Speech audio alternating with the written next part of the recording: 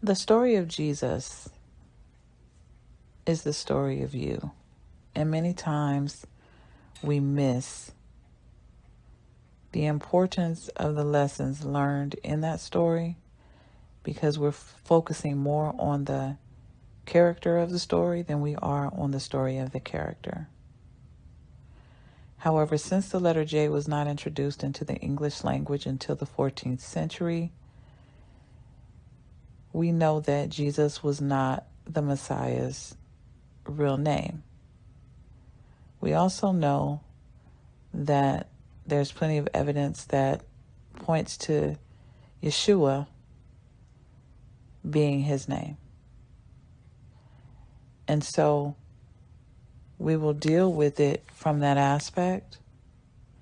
However, I will just call him the Messiah. The Messiah is our example. It's our example that we are to follow regarding how to navigate through this reality and transcend it. It's a matrix now. It was a matrix then. This reality has been built for control since its inception. So it's never been about right and wrong here. That's not to say that right and wrong are not legitimate concepts. However, because everyone has a different perspective, right and wrong means different things to different people. What's right for you may be wrong for me. What's right for me may be wrong for you. This reality is not built on right and wrong, it's built on control. And the exact same things that were taking place during the days of the Messiah's walk through this reality are taking place now.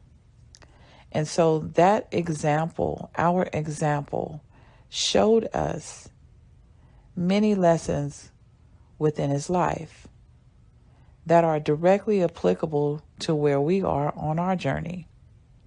We're here. We're not human. We're sons and daughters of the divine. We are expressions of the divine walking through this reality, here to manifest and reveal the divine working through us. And so the example showed us that knowing who you are at the core and refusing to play the game is the way to transcend this reality. It doesn't mean that you can't enjoy your time here. However, the example was on a mission because he knew that this was an illusion. He knew that it wasn't real, all the way to the point to where he was crucified. The language was, Father, forgive them, for they know not what they do. They're asleep. They don't even understand who I am. They don't know what they're doing because they are asleep. And they think that they're defending something and upholding something that's real when they're upholding a mere illusion. They had problems with him identifying himself as being the Son of God because they wanted him to be the Son of Man. They wanted God to be something that was untangible and out of their reach. And they looked at the adversity that he had gone through, the way that his birth took place, the way that his family structure was, whose son he was, his ethnicity, and all of these different things as a disadvantage of how could you possibly claim to be God's son when you are this, you are low, you are beneath us. The truth of the matter is that the example gave us the example to follow.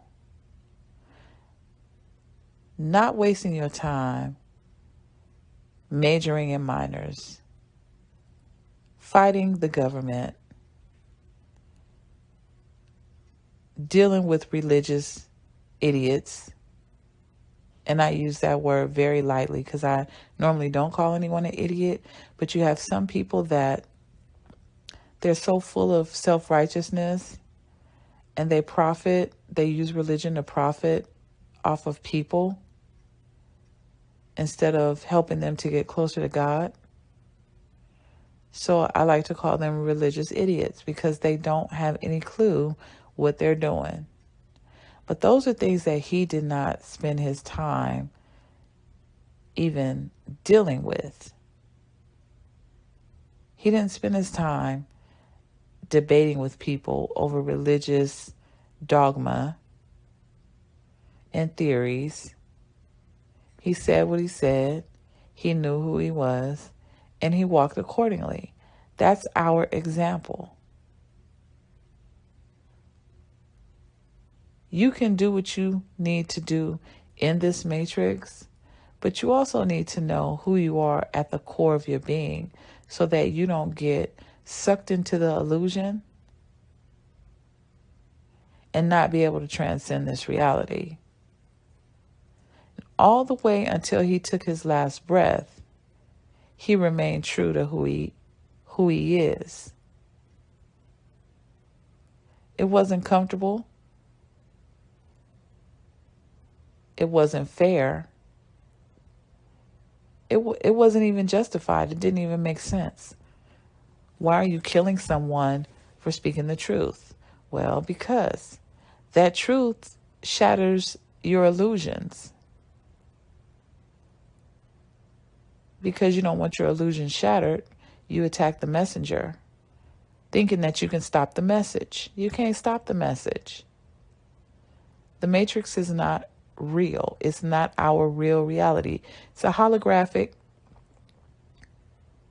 simulated experience where we are here by design, navigating through a system of control. And the way that we can defeat the machine is locked inside of us. So we have to be very intentional about our words, our deeds, our actions, our motives. We have to do specific things in order to reconfigure this reality and transcend it. When the Messiah says, if someone slaps you on one cheek, turn the other cheek. That scripture is not there for you to subject yourself to abuse or to be docile or to be a punk. That is a way to end karma. Because if you slap that person back, now something has to come to slap you again.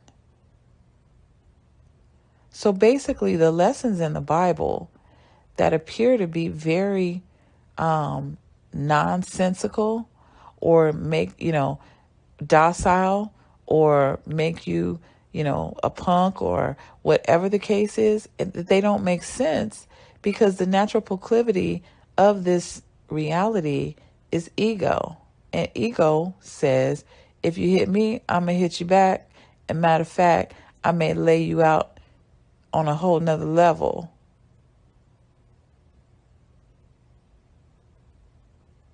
And if I don't lay you out on a whole nother level, I just may slap you every time I see you, just for even trying it with me. That's ego. The divine says, if someone slaps you on one cheek, turn the other cheek. Don't hit them back. Why? Because the minute you hit them back, you're introducing a whole nother level of karma into your life. Do you want to keep coming back here, working off that karma? Or do you want to transcend this reality? Do you want to keep majoring and minors playing this game into this false reality? Or are you trying to return home? Are you trying to go to your true reality and transcend and ascend from this one? Love your enemies. That's not natural. But guess what? I have to be intentional. Natural is to hate my enemy. Natural is to destroy my enemy. Unnatural is to love my enemy. Why? Because the minute that I start sending negative energy to someone, that negative energy is going to come back to me.